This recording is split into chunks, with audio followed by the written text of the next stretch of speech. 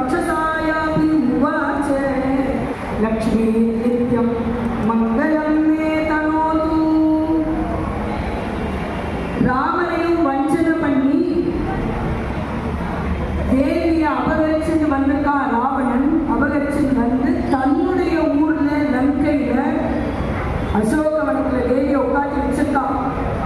அப்படி உட்காந்து வச்சிருக்கும் பொழுது இவனுக்கு ரொம்ப பரிவு ராவணனுக்கு. ஏன்னா எல்லாருமே குழந்தை தானே. அதனால அந்த ராவணனை பார்த்து சொல்றா,